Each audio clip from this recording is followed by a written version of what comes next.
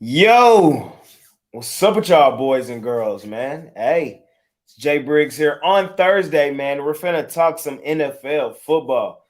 I got three great guys to help do that with, and we're gonna talk a little bit. We're gonna talk about tonight's game a little bit, and then we got two games for Sunday that we're gonna talk about. So super excited about this. My jam session where I cover every single game will be dropping right after this live show ends. So be on the lookout for that.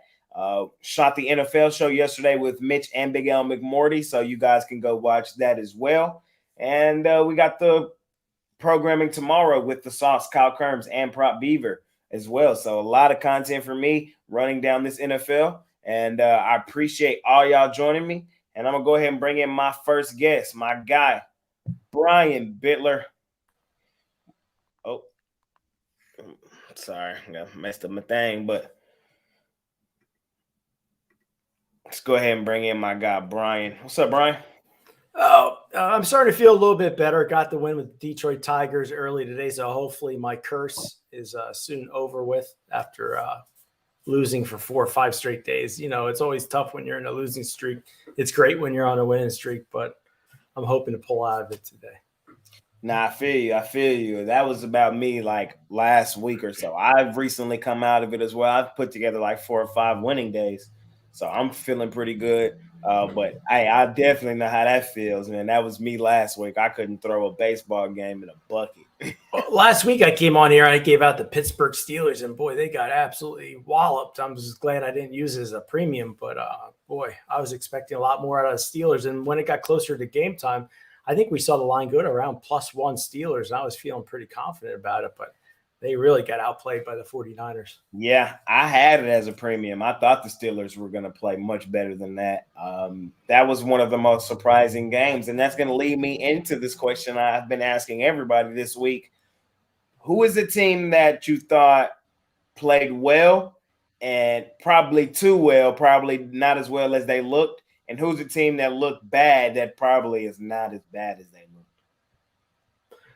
Well, for me, I think the team that I'm going to give out a free pick on, I think the New England Patriots are better than they looked in I think the worst of the New England Patriots we saw in the first quarter against the Eagles, but I think their defense is pretty strong. And I think if they can get Ezekiel Elliott worked in with Stevenson, I think the Patriots are going to be tough to deal with.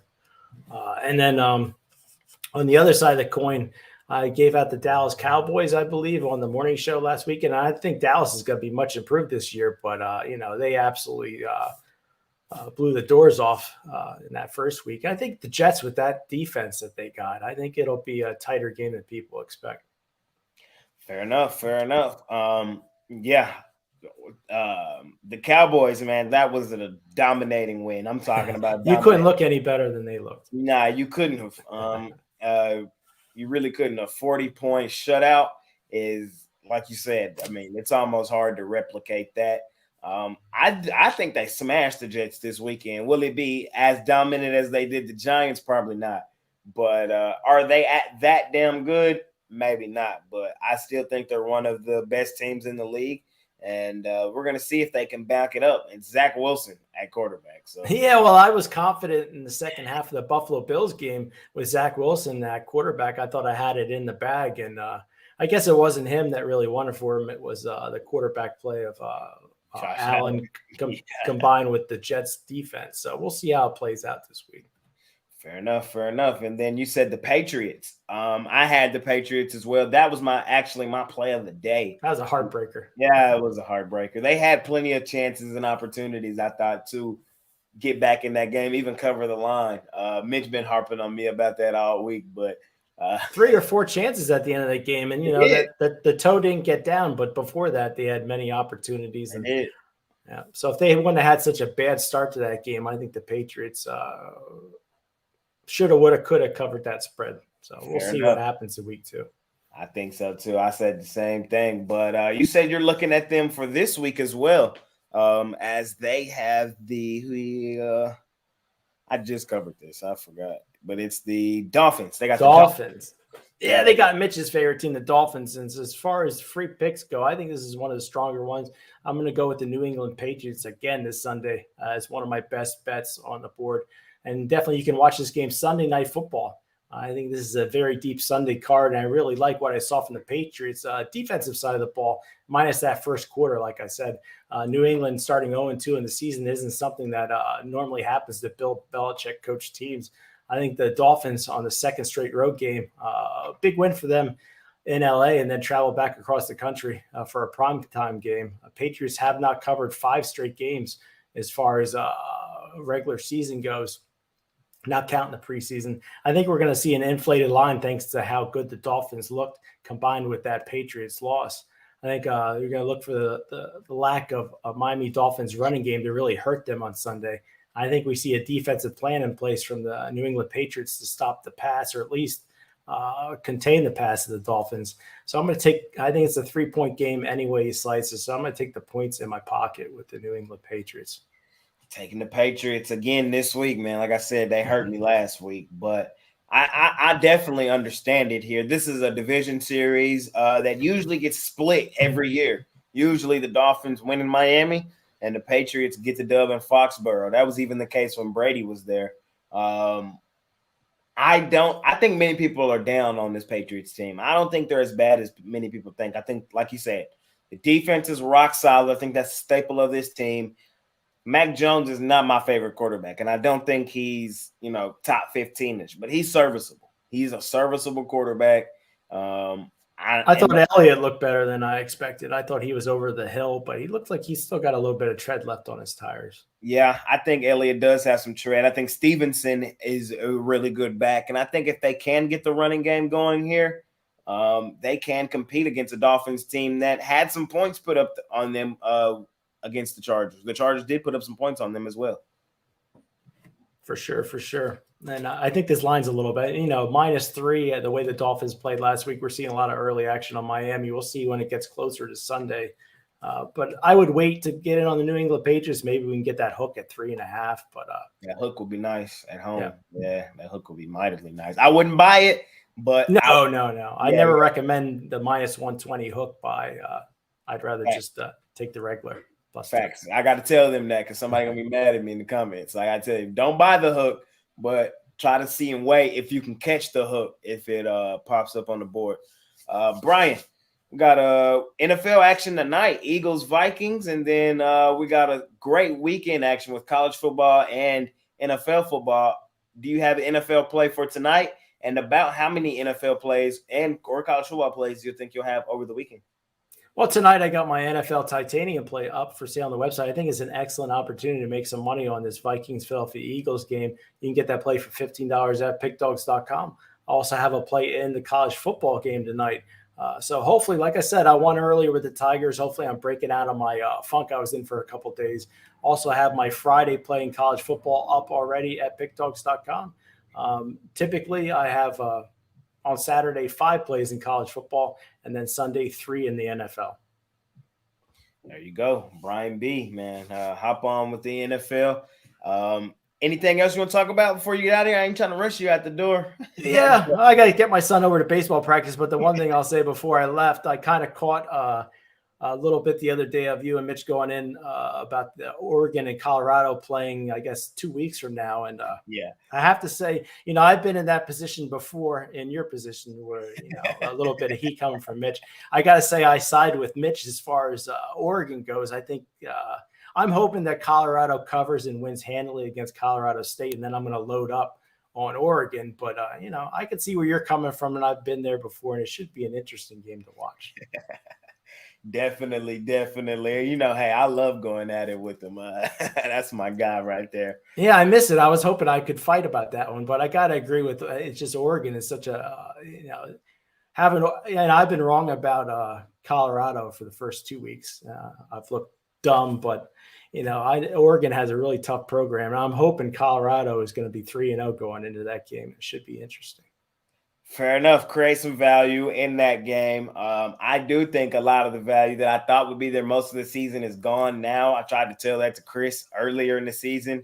I think they're now becoming a more public team, and we're going to, betting-wise, we're going to have to be leery trying to bet Colorado week to week now. That's my real theory, but fan wise, like I think this is a really good team. Like I really think this is a really good team, and I think they can beat Oregon, and I think they can compete with. If they beat Oregon, I might have to retire. I might have to make that retirement game. I just don't see it happening. But hey, crazier things have happened. We'll see. I saw Oregon struggle this past week in Lubbock. Yeah. We'll see. I can't wait. I think it's next weekend. So yeah, that's next weekend. And this weekend, I think Colorado's game against Colorado State. I think it's a revenge match. I think if I remember correctly, I think Colorado lost last year to Colorado State. So it's tough for me to go with Colorado State, even though I hate Colorado now. They've cost me a lot of money to start off the season. So fair enough, Brian B. I appreciate you joining me, man. I'll see you. I'll be there this weekend. Lord, are you on the drive? Well, yeah, I for sure see you Friday, Saturday, Sunday, but maybe before then. Yep, definitely will be there on Friday on the drive. Well. Oh, there you go. So see you tomorrow and Saturday and Sunday, my guy. All right, Jay. Thanks for having me. I appreciate it. Yes, sir. Yes, sir. Brian B. Joining me there. I always love talking with Brian. Brian came and gave us the New England Patriots plus the 3 at home facing their division rival, the Miami Dolphins. And I know the Patriots burnt me last week, man. Like I said, they were my play of the day. But I kind of agree with Brian. I'll probably go back to them again this week against the Dolphins. I know the Dolphins looked good last week. They really did. Came back and got that against the Chargers on the road, but I'm leaning towards the Pats. Next up. He was on the Tuesday show, but love talking to him so much. He's back, man. We're going to talk some more NFL football with my guy Costi, with my guy Mike. What's up, my man? What's up, brother? How you doing, man? It's man, these weeks go by so fast. It's like 1 week's over, Monday night's over, you could breathe for a day, and then it's like you're right back at it. I mean, I love it, but you get overstimulated when you're watching the games on Sunday, and it's like you get worn out by the end of the night. So it takes a couple weeks to really get in the flow here. Yep. I was just saying the same thing with Mitch this morning. I said, damn, man, like it's here. Like we were waiting on it so much, and then you forget the amount of work that necessarily goes in it right day to day with it all. And then you blink, it's Tuesday, and the next thing you know, it's Thursday. You got a game that day, and then it's Sunday. It feels like, well, Saturday, I ain't gonna skip Saturday with college football. That's a whole nother thing in its own. And then Sunday, NFL. So we're back in it. We're out of the dog days of summer. Football is back. And I got some of the greatest guys to talk it with. And I'm glad to have you with me here today. And what are we talking today? So, yeah, I mean, it's funny that you bring up like being worn out. I'm usually worn out throughout the week because a lot of the stuff that I'm doing, like we've already selected 6 NFL games for the weekend, just trying to catch pricing, catching steam the other way. A lot of times we're just trying to find that value on a spread. Not really. It's funny when I listen to these shows and I come on, a lot of people are very analytical and I could talk football, but at the end of the day, I really have no emotional attachment or opinion on a game. I really just fall in love with the price. Right. Like right before we got on the show, and we're going to talk about my free selection because I actually gave it out to all my clients as well. We took the Eagles laying the 6. Why did we take it? A lot of the books were offering 6 throughout the day. It opened at 7 under the key number, which obviously is a huge difference. 7, as surprisingly as it is, and I think a lot of the clients that are listening, it's not about the Eagles are going to blow them out. It's the fact is you're getting under that key number of 7 and you're seeing some sharp money move to get that line driven down, which right now I'm looking at every single sharp and recreational book. It's a flat 6, and I got it at reduced juice at 105. So to me, it's a volume game. It's not about just a game of the day, which I know a lot of your guys' perception has to do with that, which I agree with. If you have a strong feeling about a game, and a lot of people want to be told one game a day. Unfortunately, my model on sharp trading plays, it's volume. And to get that volume in requires you to have very disciplined money management, because if you don't, and you have a couple losing days and you start chasing those losses, then you don't have enough gasoline in the engine to be able to handle the winning streak. So it's just a different philosophy of what I do. But I love everybody that comes on. I think everybody's super knowledgeable. And a lot of people on that leaderboard are getting a lot of picks right, man. So it's very exciting time of the year. Yeah, that's one thing I love about having this show, and then like doing it during the NBA and having the access to the guys at Pick Dawgz is everybody does it different. Way different than I do it. Some guys love watching the games, breaking down the games, telling you what happened exactly on this 2nd down and 4, and what they should have did on that play and how that messed up the game. Then you got guys like you who love the price. That, they could give 2 shits about what happened on this certain play, and everything and all that's already built into the line. So I love it, man. I love being able to kind of be a middle and get and gain the knowledge from all sides of the game and trying to learn it and put others on and make money betting sports. That's what I'm here to do. Well, I don't know if you hear that coming through the screen. So I have done best screens that I have up. So I'm constantly getting alert updates on different spreads moving in different books. That's really what I'm doing all day, is just monitoring lines. But at the end of the day, when we do this, the key is for clients to make money. The key is for clients to be disciplined, to not blow themselves up doing it their way. So the teaching aspect is what I really enjoy. And Eric, one of your buddies as well, loves to come on the show. He's got a similar philosophy. What we do, we trade games all day on Saturday and Sunday. Most of the time are halftime alerts. That a lot of times is an eyeball test. I mean, considering if you're watching an NFL game and in the first half, you're seeing that clearly one team was better than the next. They just had a bad output, a bad interception. Somebody didn't run a route right. Bad beats happen just on plays alone. It doesn't even have to be a bet losing. But then you go into the second half and you're starting to see that underinflated or overinflated line. You can make a lot of money trading games because you're putting in the work on the weekends, while our community, most of the time, they're with their families. They don't have the access to sit behind screens for 10 hours on Saturday and Sunday. They want to live their life. So the advantage of what the Pick Dawgz platform gives them is we have the ability to give you information for you to make money quick without having to put in any work, because that's what it's all about. They're paying so they don't have to worry about doing it themselves and putting in 10 hours a day. Yep. Because Lord knows we do. Sharp trading plays, Mike. Talk to them about it a little more. Tell them more about it, where they can get it, and a little more about yourself.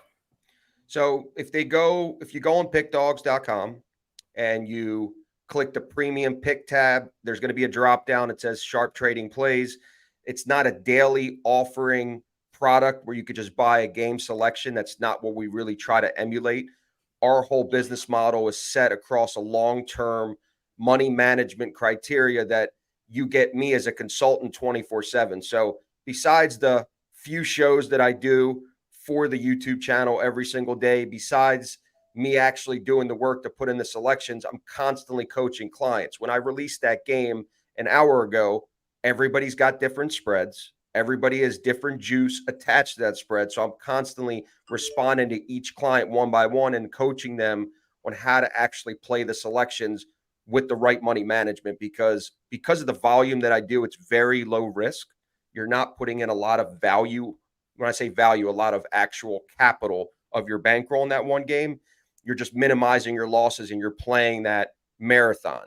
You're just running the marathon. So if you're really interested and you have a bankroll that's sufficient, you have to have, like I say it all the time, the gasoline in the engine. And if you do, and it's something that you're interested in trying to more treat it like a business, feel free to put in your information. That submission will go right to my phone. I'll call you directly, and I'm willing to just explain. It may not be for you. Unfortunately, this program requires dedication and a little bit more time than just going day to day. But if you do have the time and energy, you want to make a lot of money this football season, this is a really good opportunity, because it doesn't just stop with football. We do all the major sports. We do football, we do baseball, we do basketball.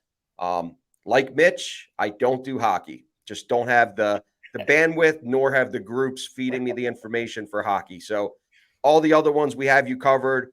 Hopefully, we've got a lot of new clients over the last couple weeks, and I just wish that every client understood that this is an opportunity to really strike it big long term, because nobody gives out games 6 days in advance unless they have a sharp number. Yep. And that's what we're trying to emulate, is really getting that same price that the sharps are moving on the games that the clients really will get in real time. There you go, man. You heard it from Mike, man. Just check it out. Pickdawgz premium picks tab, sharp trading plays, and enter your information, and Mike will get with you. Anything else before I let you go? Well, we could give out the free pick. I don't know. I kind of like browsed through it. You did allude to it a little bit. I guess you go ahead and give it to him. Yeah, so I'll give you a little breakdown, because a lot of people on the show, they want to hear a little breakdown more so than just this is the game, why you're taking it. Obviously, the price matters, but Eagles at home, they stumbled in the second quarter, really, versus the Patriots. I actually like the Patriots last week as well. That's a road game, different scenario. You're coming home. It's a big matchup, and Cousins traditionally, he doesn't really have a good night game record. It's the guys always had that eluded him. In primetime, I think he won. He did win finally last year, right? I think so, but he won last year for the first. It's something crazy. I could pull it up while you talk. Let me see. But it's not even the Cousins thing. It's they have no run game. Without a run game, they're never going to be able to establish points and controlling the ball. Sure, Jefferson got off last week and he had 150 yards. The rookie Addison was really good. Hawkinson and Cousins did throw for over 300 yards, but that still didn't win them the game because, again, they're not controlling the ball and letting their defense breathe. And if that's not going to be the case, I did think going in the year that Madison, because with fill-in duty over the last couple of years when Dalvin Cook got hurt, whenever he came in, he really did a lot of work and he was really successful. Last week, they couldn't run the ball at all versus the Bucs. So we'll see. It's going to be much tougher sledding against this Eagles defense, which have a much better front seven. Jalen Carter looks like he's leading the pack for Defensive Rookie of the Year. Only one game, but again, the guy lost a lot of weight in the offseason. It was really more of a personal issue why he got drafted so late versus his talent alone. So it's going to be tough sledding running the ball, and I don't see them being able to run on the Eagles, and I think the Eagles are going to have a much easier approach and a game plan versus the Vikings defense versus the Patriots defense. Were definitely, they figured them out for a quarter, and they got the jail in a lot. So I think the Eagles roll in this game. It's going to be a 9 or 10 point win, in my opinion. So getting that 6 is definitely crucial. Fair enough. Fair enough. Kirk Cousins, as an underdog, he's in his 15 night games. So as an underdog in 15 night primetime games, he's 3-12 straight up, 5-10 against the spread. Sheesh. So you'll see after this show, Jay, if the line moves all the way up, it's all of our clients that are pumping the lineup. There you go. There you go. We'll see. We'll see. It should be a very interesting game tonight. See if primetime Kirk Cousins can get it done or if he'll be that same guy that we know and love. I appreciate you joining me today, Mike. I'll talk to you soon. And probably Saturday and Sunday. You should pop up in the morning show. Yeah, right? Absolutely, man. You have a great evening and a good rest of the show. You too. I appreciate you, my man. See you soon. Bye-bye. It's my guy, Mike, man. Check him out over at Sharp Trading Plays. Next and surely not least, I'm going to bring in my guy, Money Man Mills. What's up, my guy? What's going on, boys and girls? What's up, my man? Week 2, NFL football in the books. Both our teams got a dub. The Falcons got a dub. Beat up on a divisional opponent like we did. And I think we're going to learn a lot about your team this coming up week. With the Packers, another team who I think a young quarterback, not really sure what they are yet early in the season, but I think the Falcons and the Packers can both, if things break the right way, win their divisions. Still early. I don't want to overhype them after week 1, neither team. And that's why I said I think we'll learn a lot here in week 2. Yeah, I mean, like you said, two young quarterbacks going to be facing off pretty much. Not a lot of experience under the belts. The difference is this, though, on the quarterbacks, they're allowing Jordan Love to throw the ball. They're not allowing Desmond Ridder to throw the ball at all over there at Atlanta. So they're going to run that same run game that they've been running for the last 2 years. Same thing that Arthur Smith used to run over there with Tannehill. So, I mean, I want him to just let the wheels off, man. Like the kid could throw. You know, when he was at Cincinnati, he could definitely throw the ball. And when you look at both these teams, they both have good running backs, dual backs at that. You know, Tyler Algier came out with, I think, 75 yards in the first my game. fantasy, went crazy. 2 TDs. You know what I mean? You know, Bijan Robinson was able to get into the backfield and get a TD in the His game. touchdown was nasty. Man, he's as advertised, man. He's looking as advertised out there. But yeah, on the Green Bay Packers side, though, I mean, they upsetted a lot of people. I mean, I remember hearing last week everybody was talking about them Bears. You know, like I didn't hear too many people talking about the Green Bay Packers at all. You know, and every single time I kept looking, one of them talking about the Bears. Yeah, see, a lot of people was though. Like I looked up at that scoreboard and it was like 22-6 or something, and I was like, oh man, this is looks like the old Justin Fields that you don't want to be in. So Yep. The Green Bay Packers, man, I think they're gonna surprise a few people out there, man. You know, like that head coach seems like, you know, he might be able to put together decent game plans on both sides of the fields in there. I had some questions about that. Him drawing up game plans, not having a Hall of Fame quarterback anymore, and Aaron Rodgers, but he called a good one, game 1. I will say, I'm still not gonna anoint him as being able to do it. It was against a Bears team that the Packers have won now 9 straight against. They have just dominated that Bears team. I thought maybe the tide was getting ready to turn. It did not. And that's why I said this game right here coming up, I think, is really interesting against your Falcons. Yeah, somebody's going to be 2-0. Just think about it like that. You know what I mean? One of them teams is going to feel like, hey, man, we got it. We got the division already after they get that win right there, man. Facts. So let me ask you the same question I've been asking everybody else. What's one team this past week that you thought played poorly that probably is not as bad as they played and should be better moving forward? And who's a team that probably won and is like, yeah, I don't know if you're that damn good? Oh, man. All right. So, yeah, I'll start off with I say the Chargers, you know, was a team that I think they lost, but they showed me that they are actually improved. The reason why I'm saying that is because seeing Herbert play in certain drives in those games, he was doing what he was doing as a rookie. And that was using his legs to get plays. You know, he looked a lot more comfortable, too, with the offense. I think Austin Eckler's like 3rd in rushing yards right now. You know, he already went over 100. So you never expect that with Austin Eckler out there. That just shows that it's kind of a different team out there, you know, with our new offensive coordinator, Kellen Moore. I think that they lost, but they're actually a lot better than how they looked in that game. And then I'll say a team that won that we know that's trash. Come on now, man. Tampa Bay Buccaneers, man. Okay. Get them dudes out of here, man. Like Baker Mayfield, I give it to him, though. He always has that moxie about himself, man. He was over there, you know, feeling himself, you know, saying, sit down, little bro. Like he was running into the DBs. He was doing all type of stuff, man. I was hearing he went over to his teammates after the halftime. It's like, I got their plays down now. I know what they're calling.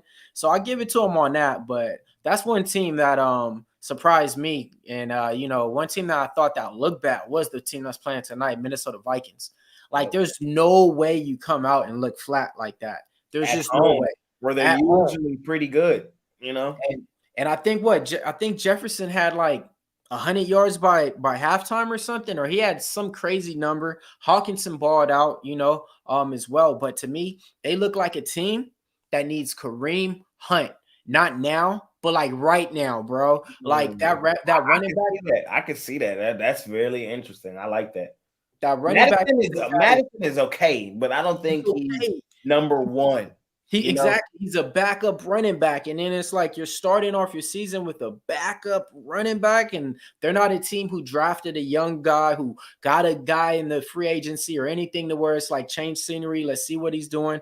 So I would even do that instead of going with Melvin Gordon. I still don't think that's a bad thing. But what I'm saying is like I would rather just go ahead and go with Kareem Hunt. You know what I mean?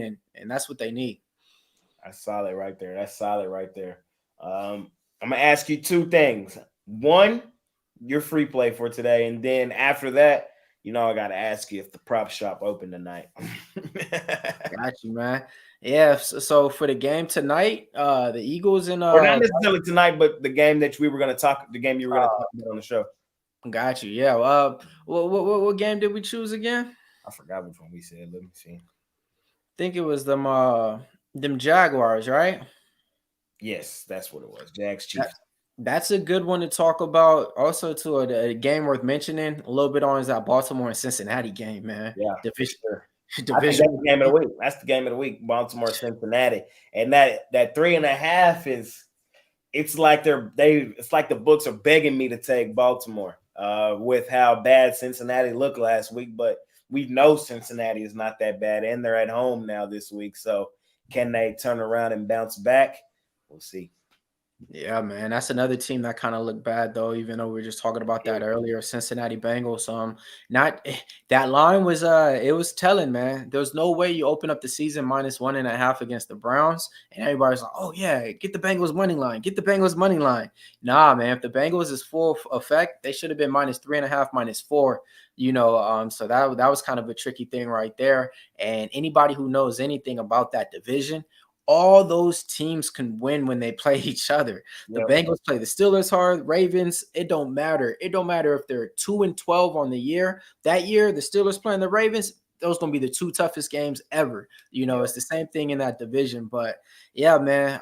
Let's talk about the Jaguars, man. Jaguars versus the Chiefs. I think that's going to be an interesting game just because they did face off last year in the playoffs. Yeah, they Jags almost had a chance to come back. You remember that game? They were in the game. They were in the game. Yeah, they was in it, man. Now it's like, you look at how the Jags played week 1.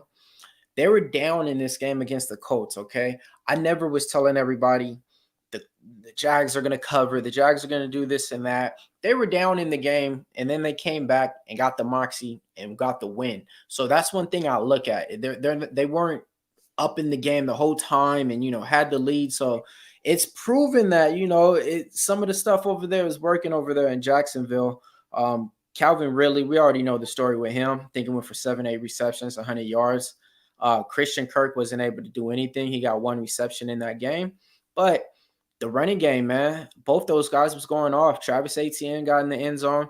Tank Bigsby, the backup running back that I was telling you guys about, he got in the end zone too. He actually scored before Etienne did. Travis Etienne got 18 rushes in that game. They gave Bigsby 8.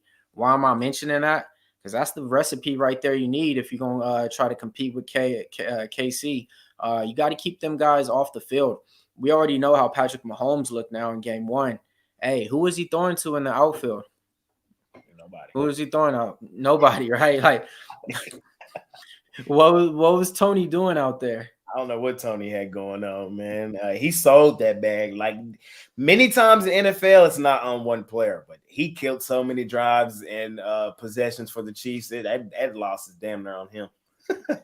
Man, damn near, man. All the memes that's coming out about that stuff, man. And, they're going to have Travis Kelce back this game. So I do imagine KC to look like a different team out here because I think Patrick Mahomes is just going to go down to his blanket. They're minus, I think, 3.5 on the line. The over's at 51. Man, it's one of those things, man. Like, I'm not trying to be biased, not trying to be a homer or anything. I think the Jacksonville Jaguars going to cover. They're 4-3 against Kansas City Chiefs at home. So with the winning record at home, with the way better team than they ever had in these last couple of times, even playing the Chiefs at home, I got to take the points with the Jacksonville Jaguars. And if you guys really want to be safe, 2-team teaser. Go ahead, take the points with the Jacksonville Jaguars. You could tease that up and then take the over in that game at 41.5. For Shody. I just recorded my gem session right before this, and on there I took the Jags as well. Here's my thought process. Do I see an avenue where the Chiefs avoid going 0-2 winning the football game? Yes. But the Jags got playoff revenge. They're at home dog. The Chiefs, they're not just going to come out clicking on all cylinders with Kelsey just now getting back. I also think that like you said, this Jags team is just much improved. And we know betting the Chiefs in past seasons is not all that profitable. Do they win a ton of games? Yes. Do they cover a ton of spreads? No. I think this Jags team could be number one in the AFC this year, record-wise, be the number one overall seed. The reason I think that, though, is are they the best team in the AFC? No, I don't think so. But they are in a really weak division. And when you look at their schedule, it sets up pretty well that if they can avoid games like this right here, where they have the better team coming into their own stadium, and I think the Jags have a legitimate shot to win this game outright. I just think it sets up to where the Jags could put themselves in really good position later on in the season. I think grabbing the points here with them at home is a solid place to be. Man, like that, we agreeing on the same thing. I mean, we both had your team last week, came on, talked about the Cowboys, and I said it up front, I like the Cowboys in that one, automatically. And you see what they did in there, and we on the same thing on this one. But hey, man, I mean, the division, I think it should go through Jacksonville. Just seeing the way that the teams are playing, even though it's early week one, it definitely should go through Jacksonville. But the other thing is this: if you're going to get the Chiefs, you're going to get them early. Every single time they're not playing their best ball early on in the years. That's when you can get them. That's where you can come to close games and then barely come back and win in the last fourth quarter. If you guys remember anything about the Chiefs for the last 2 years. But so, yeah, man, we got revenge on our mind. And yeah, if it's gonna happen, it's definitely gonna happen this week, coming off of a loss. I don't think Kelsey is 100% healthy. And the run game, like Pacheco, he barely had any touches, any carries. Check this out. I think Patrick Mahomes was the leading rusher last game. That's how you know it's bad. Pat Mahomes is your leading rusher in the game. It ain't a good look. So yeah, I think the Jaguars could get this one, man. I'm hoping that defense shows up. Josh Allen was out there causing ruckus. Our linebacker, Olaquan, had like 13 tackles. He led the NFL, I think, the year before in tackles. So he's one to look out for. A lot of people don't know his name. So if those guys can, make an impact on the game, I definitely like those points. But the Jaguars, though, bro, we blew it, man. Last year, man, we blew it. I gotta speak on this. How do you get the number one pick and not draft the number one pick? Like, bro, we passed on Aiden Hutchinson, and I knew he was the guy. I knew it. You get the number one pick and you don't draft the number one player? Like, you try to reach and say, oh, well, we're getting Trayvon Walker from Georgia. He could play defensive tackle and defensive end. Man, that's something I'm never going to be able to get over. It's kind of like the Sacramento Kings when we drafted Marvin Bagley over Luka. But yes, man. So, man. Yeah, it's a tough one. That happens a lot. I'm thankful a lot of teams passed up in or more recent draft and let Micah fall to 11 to us. I still can't believe that happened. Crazy. What college did he come from, though? Penn State. Okay. Yeah. Yep. The prop shop open tonight? Oh yeah, man. We definitely open and shopping, man. It's two props that I really like up in this game. But I'll give you three. I'll start off with TJ Hawkinson. I got it at 4.5 receptions. It might be at 5 on some books, but over 4.5 receptions is what I love. He had about 9 targets in the game last game, and I think he had 8 receptions in that game. So man, he's Kirk Cousins' blanket out there, and he has the advantage.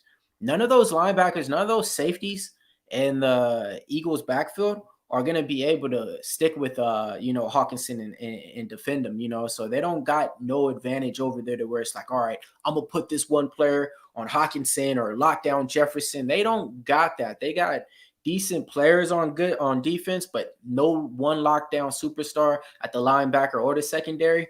And then, man, up and coming, one of the best wide receivers in the game. Love the way he runs his routes. Love the way he plays the game. Devontae Smith over 5 receptions at plus money is another thing that got my eyes watering.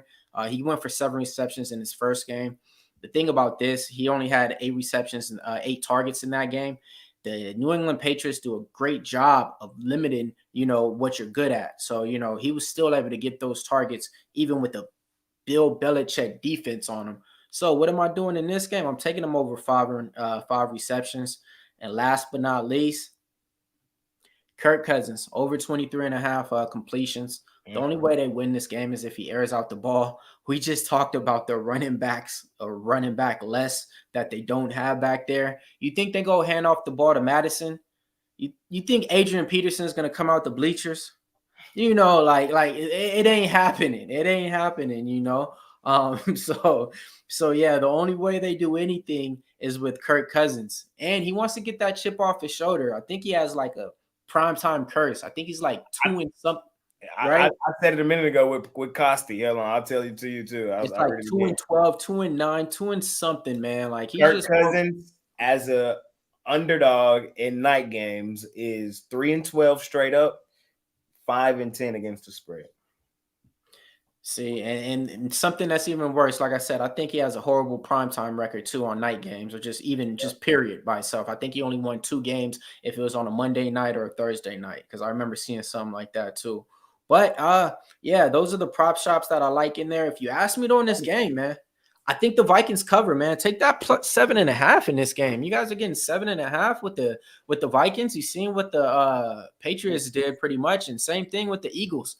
You have to show me, man. Last year, you guys took the league by storm. Are you guys that good? We'll see this year. If you guys do what you did last year, the Eagles and the Eagle fans out there, then we'll be able to crown you guys and say, okay, you guys are like, one of the top 3 teams in the NFL. But to me, after 1 year, and that was last year, now all of a sudden it's the Chiefs, the Eagles, the Bills, the Bengals, and it's like, bruh, come on, you got to show me before you get in there. Fair enough. You heard it from Money Man Mills. You got to play tonight in NFL action. And then about how many you think you'll have on Sunday? Sunday, man, I already got 3 plays that I got locked up and loaded on there. It's one of those times, man. The week 2 lines are looking great, because a lot of people don't know what's going on in the NFL. So this is the time to where you're still going to be able to get those good lines before everything gets too chalky and too pricey to play. But yeah, I got about 1 bet up in the game for the guys tonight to get you guys money wet. It's my NFL Take Money Thursday play. Besides that, I got some UFC plays up there. UFC's going on this Saturday. UFC Noche is for Mexican Independence Day. I got 1 favorite up there. Then I got an underdog play up there as well. But yeah, I got 1 bet to get you some money a little bit later tonight. For sure, Mills. I appreciate you joining me, my man. And I'll see you next week right here at the same time. Let's do it. All right, man. Appreciate everybody out there watching this. If you guys are watching this in the comments, let us know, man. Hey, who's going to be, the top running back for this week? I think Christian McCaffrey's going to get an anytime touchdown. That's the new one, okay? No more Nick Chubb anytime touchdown. All right, we're running a new one. It's Christian McCaffrey anytime touchdown. You want to know why? If you give it out every week, what's it going to do, Jay? What's it going to do? It's going to hit. You know what I mean? So go ahead, man. Take that Christian McCaffrey anytime touchdown, man. He got 2 ways to get it. He can run out the backfield. He had 140 yards week 1. Deebo Samuel ain't getting no handoffs. And on top of that, Deebo Samuel ain't catching no passes in the backfield. That's all CMC right there. Hey, could you see a Deebo Samuel on the trade block once it gets to week 5 and he notices I got like 6 catches on the season? Nobody gets the ball in touchdowns. You've been going off over there too, so yeah, interesting. Some stuff to watch there, man. Appreciate you joining me. I'll see you next time, my guy. All right, Jay. Money Man Mills right there, man, joining me. So that's all my guests I got on this Thursday. Appreciate all y'all in the comments, man. I have a best bet for tonight's game as well in this Thursday action. If you're looking for that, I'll have some college football Saturday, and I'll have some NFL on Sunday.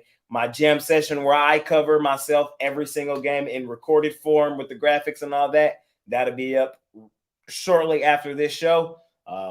Appreciate all you guys joining me, man. Let's make some money on a Thursday. Don't forget, man, sharp trading plays with Costi. You can find that Pick Dawgz Premium. Check out Brian B. Check out Money Man Mills, man. I appreciate all those guys joining me. Let's make some money today. I'm out of here. See y'all soon. Peace.